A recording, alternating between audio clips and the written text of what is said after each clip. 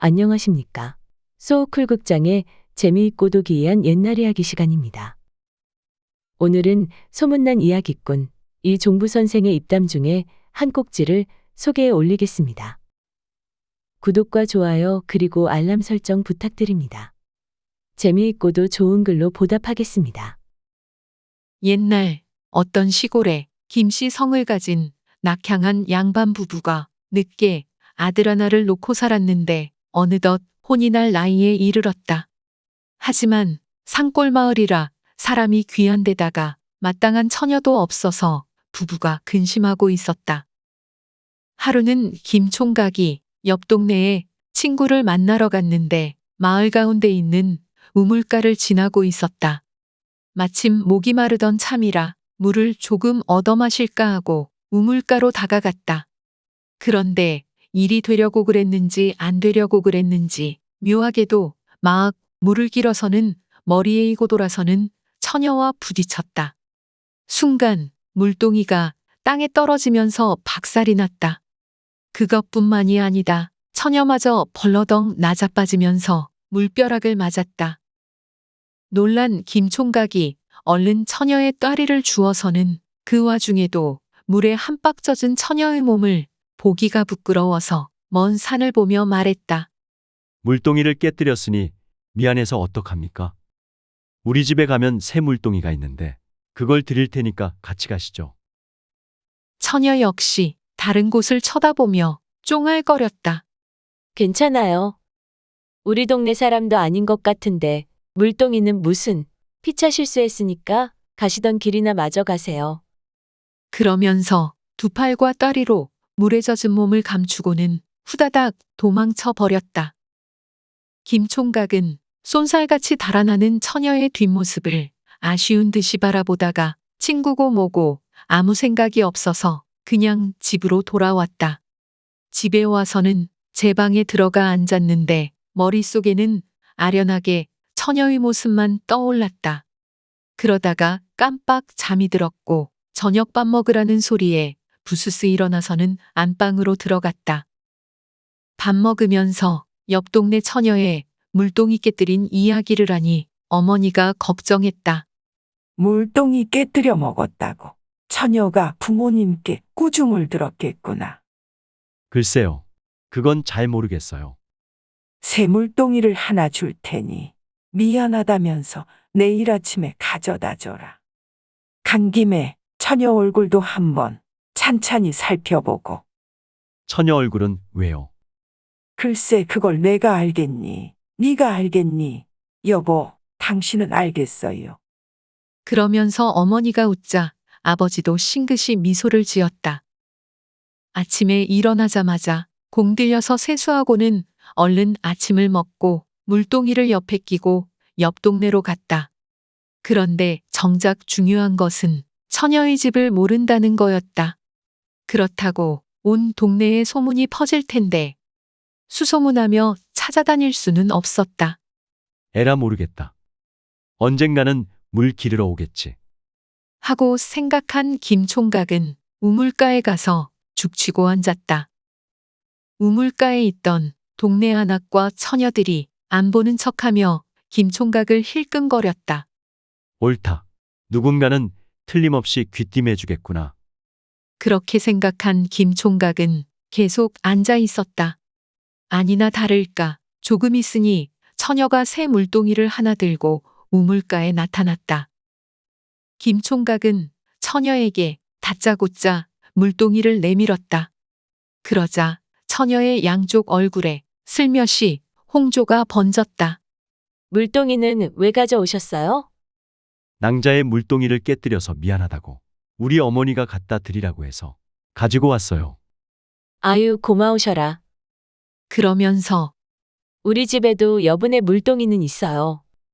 하지만 이왕 가져왔으니깐 내가 물을 한 동이 길어다 드릴게요. 별 뜻은 없어요. 그냥 마음 씀씀이가 고마워서 그래요. 아는 사람에게 자기 물동이를 잠시 맡긴 처녀는 총각이 가져온 물동이에 물을 길어서는 가세요. 하고 앞장섰다. 총각은 졸래졸래 처녀의 뒤를 따라가면서 입으로 길잡이 노릇을 했다. 처녀가 물을 한 동이 길어다 총각집 부엌에다 가져다 놓고선 나오려니깐 기다렸다는 듯이 총각 어머니가 갑자기 방에서 나오면서 반색했다. 아이고 뭐 어떡해서 여기까지 귀한 걸음을 했나. 아들이 서는 이렇고 후는 이렇다 하고 주워 섬기면서 지금 막 나가려고 한다니까 부인이 처녀의 손목을 잡아 끌었다. 아유, 거기서 여기가 어디라고. 고생했네요. 가더라도 몸이나 좀 녹여서 가요. 안방으로 처녀를 불러들이더니 숭늉을 따뜻하게 데워서는 추운데 이거나 마셔요.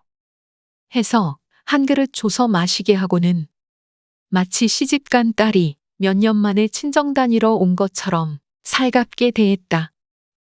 그렇게 인연이 되어서 매파가 오고 가고 하더니 마침내 혼인이 정해졌다. 사주단자를 보내고 택일단자 받은 다음 손 없는 가일을 택하여 혼례를 치렀다. 꿈 같은 3일을 처가에서 보내고 처녀와 총각이 신혼부부가 되어서 시집으로 오니까 시어머니가 시뻘겋게 핀 숯등거를 새댁에게 내주었다. 내가 며느리를 얻어서 환갑이 넘거든. 이걸 새며느리에게 또 물려줘라. 이게 5대째 내려오는 불씨다. 그러니까 꺼뜨리지 말도록 하라. 만약 불씨를 꺼뜨리면 너는 우리 집에서 못 살고 쫓겨난다. 새로 시집 온 며느리가 무슨 말을 하겠는가 네, 알겠습니다. 시원스럽게 대답하고 불씨를 받았다. 그날부터 새댁이 불씨를 정승댁 신주 모시듯이 하는데 자기 밥은 굶어도 불씨는 안 꺼뜨리고 살렸다. 왕겨를 조금 집어넣고서는 불씨를 거기다 놓고 또 참나무가 있으면 참나무 등걸에다 불씨를 얹었다. 참나무 등걸에는 불씨가 자연적으로 폈기 때문이다. 불씨가 꺼져서 재가 되기 전에 다른 놈을 가져와서는 계속 불씨를 이어간다는 것이 보통 일은 아니었다. 불씨 하나만 4명에 따라서 하고 고방에서 쌀을 퍼다 죽을 쓰든지 밥을 하든지 그건 네 맘대로 해라. 시어머님이 이렇게 모두 승낙해줬다. 그런 시어머님 말씀을 염두에 두고 불씨를 잘 묻어두었는데도 희한하게도 불씨가 제대로 피지 않았다. 이거 참 이상하다.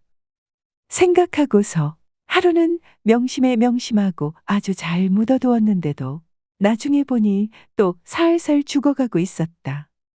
그래서 다시 부채로 붙여서 간신히 죽은 불씨를 살려 밥을 하고 그런 다음에 불씨를 잘 묻어놓았는데 다음 날 새벽에 밥하러 나와서 보면 또 시들시들 죽어가고 있었다. 아무래도 이상했다. 그래서 하루는 부엌의 나무찜 뒤에 숨어서 지켜봤다. 밤이 깊어 삼경쯤 되니까 웬 조그맣고 이상한 애가 나타나서는 아궁이 불씨 묻은 곳에다 오줌을 그것도 앉아서 깔겼다. 아이가 오줌을 놓으니까 불씨가 아주 죽지는 않고 겨우 살아있기만 했다. 그래서 그냥 뛰어가서 꽉 붙들었다. 이 불씨는 내 생명줄이다. 불씨가 꺼지면 난 여기서 못 살고 쫓겨나. 그러니까 이런 짓 하지 마라.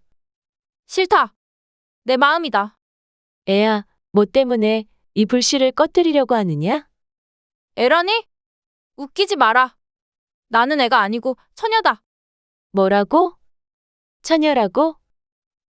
살아있을 때 처녀였다는 말이다. 처녀일 적에 내 신랑을 좋아했는데 그 사람이 관심을 안 주니 내 맘대로 할 수도 없었고 우리 부모도 말을 안 듣고 그래서 나는 병이 들어서 죽었다. 그 원수를 갚기 위해 널 쫓겨나게 하려고 불씨를 꺼뜨리는 거다. 내가 오줌이 많으면 이걸 다 꺼뜨릴 건데 억울하게도 이 불씨를 다 꺼뜨릴 오줌이 없어서 반밖에 못 꺼뜨린다. 그럼 너의 소원이 뭐냐? 나는 시부모님의 언명이 있어서 이 불씨를 꺼뜨리면 난 이 집에서 살 수가 없다. 내가 쫓겨나면 너는 사람이 아닌 귀신인데 이 집에서 이 남자하고 살 수 있겠느냐? 난 못할 노릇만 시키는 거지. 내가 우리 신랑이 말을 듣게끔 설득해서 소원을 이루게 해줄게. 제발 이 불씨만 꺼뜨리지 마라. 내 부탁을 들어줄 수 없겠느냐? 그럼 옷 한 벌만 해다오. 아주 이쁜 소복으로 옷을 한 벌 해주고 당신 남편을 이러저러한 날 밤중에 이곳으로 보내다오. 내 귀신이 남아 당신 남편하고 하루 저녁 자는 게 소원이다. 소원 성취가 되면 다시는 여기 나타나지 않겠다. 나는 좋은 귀신이 돼서 하늘로 오르고 당신하고 남편은 검은 머리 팥뿌리가 될 때까지 살 테니까 내 소원을 들어줘라. 그렇지 않으면 내 끝끝내 저 불씨를 꼭 꺼뜨리고야 말겠다. 알았다. 소원대로 해줄게. 염려하지 마라. 새댁이 시어머니한테 가서 가여운 처녀 귀신 얘기를 하니 시어머니가 혀를 끌끌 차시더니 허락했다. 그래서 소복을 참 좋은 걸로 한 벌 만들어서는 새댁이 밤에 부엌에 있으려니까 귀신이 나타났다. 그래서 옷을 입혔다. 입혀놓으니까 비록 소복 단장을 했지만 참 예뻤다. 게다가 불씨를 꺼뜨리면 자기가 못 살고 쫓겨나갈 판인데 신랑을 안 보내줄 수가 없었다. 또 불쌍한 원귀가 원한을 풀고 좋은 귀신이 돼서 하늘로 올라간다는데 그걸 안 들어줄 수도 없었다. 그래서 마지막으로 신랑에게 그동안 있었던 일을 자세하게 얘기했다. 당신을 좋아하던 처녀가 죽었는데 원한이 맺혀 귀신이 돼서 나타났다. 불씨를 꺼뜨려서 나를 쫓아내려고 내가 밤새 부엌을 지키다가 그 처녀 귀신을 만났다. 붙들어서 자초지종 얘기를 들어보니까 사연이 이만저만한데 그걸 들어줘야지 어떡하느냐. 이왕 죽었지만 그래도 좋은 귀신이 돼서 하늘이든 아니든 자기가 갈 곳으로 가야지. 원기가 돼서 우리를 계속 괴롭히게 할 수는 없지 않느냐. 이야기가 끝나자 신랑이 툴툴거렸다. 싫어요. 당신이 있는데 내가 그 처녀인지 처녀 귀신인지를 왜 만나요? 아이고, 사람도 아니고 귀신인데. 뭐, 어때요? 나는 싫어요. 나도 그 처녀가 누군지 얼굴은 알지만 생전에 한마디 대화를 나눈 적도 없고 게다가 당신을 두고 다른 여자와 어떻게 정을 나눠요. 아무리 귀신이라도 그렇지. 우리 잘 되게 하려고 같이 하룻밤 지내라는 거지. 귀신 잘 되라고 그러는 것 같아요? 불씨 때문에 나 쫓겨나는 것 보고 싶으면 마음대로 하세요. 그렇게 남편을 협박해서는 새 옷을 한 벌 만들어 입혀서 약속한 날 밤중에 내보냈다. 그런 다음 숨어서 오는 것을 살펴봤다. 조금 있으니 처녀 귀신이 새댁이 해준 소복을 입고 나타났다. 처녀는 신랑을 보자마자 아유, 오래간만이에요. 너무 보고 싶었어요. 하면서 남편을 얼싸안았다. 새댁은 둘이 부둥켜 안고 쓰러지는 걸 보고 방으로 들어갔다. 밤새 안 자고 기다렸다. 무척 쓸쓸했다. 새벽녘에 남편이 들어왔는데 옷이 흠뻑 젖어 있었다. 그 모습을 보니 새댁은 약간 슬펐다. 왜 땀을 그렇게 흘렸어요? 그렇게 좋았어요. 이거 모두 무서워서 흘린 진땀이에요. 무섭고 떨리는데 그 여자는 내 다리를 붙들고 놓아주질 않았어요. 그러다가 달기 오니까 나를 놔주었어요. 그러면서 가서 부인하고 잘 사세요. 나는 당신 부인 덕분에 원한을 풀고 하늘로 올라가게 됐어요. 이제부터는 세상의 미련을 버리고 좋은 귀신이 돼서 옥황상제를 찾아뵐 테니까 염려 말고 잘 사세요. 하고 말하더니 갑자기 사라졌어요. 그래서 이렇게 땀으로 범벅이 됐어요. 신랑의 말이 끝나자 새삼스럽게 새댁이 입을 삐죽하더니 장에서 새 옷을 꺼내주었다. 들어주셔서 고맙습니다. 참고 문헌 및 자료 출처 소개해 올리겠습니다. 이 이야기의 구연자는 소문난 이야기꾼 이종부 선생입니다. 모두 155편의 이야기를 이기영 선생이 채록하여 이야기꾼 이종부의 이야기 세계라는 책을 만들었습니다. 오늘 이야기는 그 중에 한 꼭지입니다.